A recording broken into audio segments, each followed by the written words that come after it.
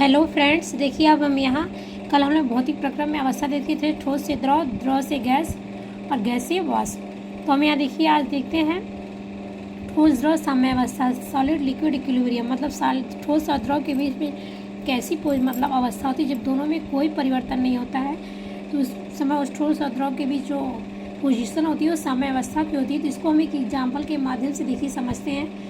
इसमें देखिए पूर्णरोधी thermos flask लेते हैं, मतलब ऐसा थर्मस हो जिसमें से ऊर्जा और मात्रा का विनिमय न हो पाए, तो इसे लेते हैं और उसमें रखी जो बर्फ और जल को क्या करते हैं 273 केल्विन तथा वायुमंडलीय दाब पर वो साम्यावस्था पर होते हैं। और हम देखते हैं कि समय के साथ साथ बर्फ तथा जल के द्रव्यमानों में कोई परिवर्तन नहीं होता, और हम ताप को क्या करते हैं स्थिर, उसमें जो ताप रहता है वो भी स्थिर रहता है, परंतु साम्यावस्था स्थैतिक नहीं है, मतलब वहाँ साम्यावस्था स्थिर नहीं रहती है। बर्फ और जल के मध्य भी क्या होती है, तीव्र प्रक्रिया होती है। मतलब बर्फ और जल एक ही में रखा गया है, उसमें तीव्र प्रक्रिया होती है, और इस प्रकार बर्फ और जल किसी विशेष ताप और दाब पर ही साम्यावस्था पर होते हैं। मतलब दोनों प्रक्रिया करते रहते हैं और एक ऐसी स्थिति आती है कि दोनों साम्यावस्था की पोजीशन को प्राप्त करते हैं। तो कब प्राप्त करते हैं, देखिए वायुमंडलीय दाब पर जब किसी शुद्ध पदार्थ के लिए वह ताप जिस पर ठोस व द्रव प्रावस्थाएं साम्यावस्था में होती हैं, तो पदार्थ का मानक गलनांक या मानक वो हिमांक कहलाता है। और यह निकाय दाब के साथ केवल थोड़ा सा ही परिवर्तित होता है, मतलब दाब के साथ वो केवल थोड़ा सा ही परिवर्तित होता है। इस प्रकार यह निकाय की गति साम्यावस्था में होता है और इससे निष्कर्ष प्राप्त होते हैं। देखिए दोनों विरोधी प्रक्रियाएं क्या होती हैं, साथ साथ होती है। हमने जैसे कहा ना कि बर्फ और जल अगर एक थर्मस फ्लास्क में रखा है तो दोनों में आपस में क्या होती है, प्रक्रियाएं होती रहती हैं, और दोनों प्रक्रियाएं क्या होती है, समान दर से होती हैं। इससे बर्फ और जल का द्रव्यमान क्या होता है, स्थिर रहता है। अब यहाँ हम द्रव और वाष्प साम्यावस्था देखते हैं, लिक्विड वेपर इक्विलिब्रियम। इसको हम समझने के लिए द्रव से कोई वस्तु वाष्प के बीच में कब साम्यावस्था की पोजीशन होती है, तो इसको समझने के लिए हमने यू आकार की नलिका ली जिसमें पारा क्या हो, भरा हो, को एक कांच के पारदर्शी बॉक्स से जोड़ देते हैं। कांच के पारदर्शी बॉक्स से जोड़ते हैं और बॉक्स में एक वॉच ग्लास निर्जल कैल्शियम क्लोराइड जैसा जल शोषक रखकर बॉक्स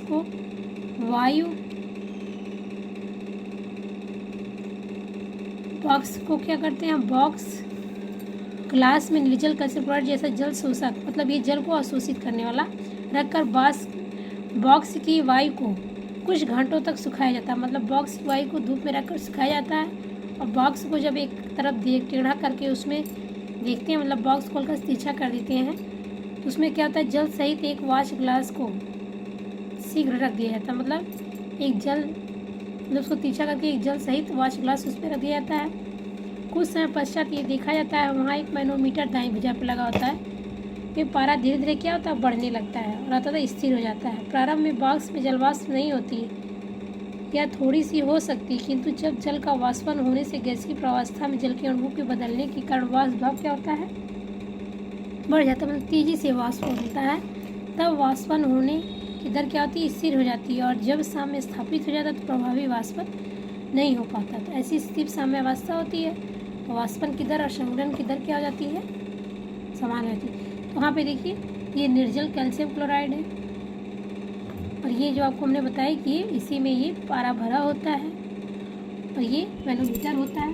और कुछ समय पश्चात हम ये देखते हैं जब ये धूप में रखा रहता है तो क्या हो जाता है, ये पारा ऊपर चढ़ने लगता है। कब, जब इसमें वाष्प दाब बढ़ने लगता है। लेकिन एक ऐसी स्थिति पर आता है, वहीं पे इस एग्जाम्पल को हमने इस फिगर के माध्यम से बताया कि ये जो है ये ट्रांसपेरेंट है और इसमें हम एक निर्जल कैल्शियम क्लोराइड रखे हैं, और कुछ समय पश्चात क्या होता है, इसमें वाष्पन होने लगता है, और वाष्पन होने के बाद कुछ ही घंटों तक इस क्या होता है, एक तरफ टेढ़ा कर उसमें थोड़ी सी एक वॉच ग्लास को शीघ्र रख दिया जाता है। और अब कुछ समय पश्चात क्या होता है, मैनोमीटर के दाईं भुजा जो पारा होता है धीरे धीरे बढ़ने लगता है और अंत स्थिर हो जाता है। मतलब ये जो है इसमें मेजरिंग होता होगा और ये इंक्रीज करने लगती है इसकी वैल्यू। इस प्रकार से इसमें देखा जाता है, इस प्रकार से इसमें साम्यावस्था की पोजीशन प्राप्त की जाती है। तो इसको हम ठोस द्रव साम्यावस्था को इस एग्जाम्पल के माध्यम से समझ सकते हैं। अब हम यहाँ देखते हैं ठोस वाष्प साम्यावस्था, सॉलिड वेपर इक्विलिब्रियम। देखिए ठोस से कोई वस्तु जब वाष्प में मतलब कन्वर्ट होती है तो उसमें एक ऐसी पोजीशन होती है जो दोनों की दर क्या होती है समान होती है, तो ऐसी पोजीशन को हम ठोस वाष्प साम्यावस्था कहेंगे। तो देखिए इसके लिए हमने क्या किया, एग्जाम्पल के रूप में आयोडीन को एक बंद पात्र में रखिए। ठीक, कुछ समय पश्चात जब पात्र बैंगनी वाष्प से क्या होती है, भर जाती है तथा समय के साथ साथ रंग की तीव्रता में भी वृद्धि होती है, और कुछ समय बाद रंग की तीव्रता क्या होती है, स्थिर हो जाती है। मतलब कुछ समय बाद रंग जो है वो में इसमें कोई परिवर्तन नहीं होता है। इस स्थिति में साम्यावस्था स्थापित हो जाती है। अतः ठोस I2 ऊर्ध्वपातित होकर, मतलब क्या होकर कि ऊर्ध्वपातित होकर I2 वाष्प देती है तथा साम्यावस्था को इस प्रकार दर्शाया जाता है। मतलब I2 सॉलिड से कन्वर्ट होकर के I2 वाष्प में कन्वर्ट हो जाती है।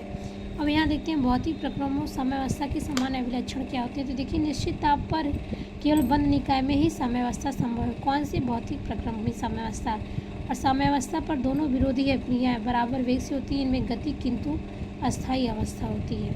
और निकाय के सभी जो मापने योग्य गुणधर्म स्थिर होते हैं और जब किसी भौतिक प्रक्रम में साम्यावस्था स्थापित हो जाती है।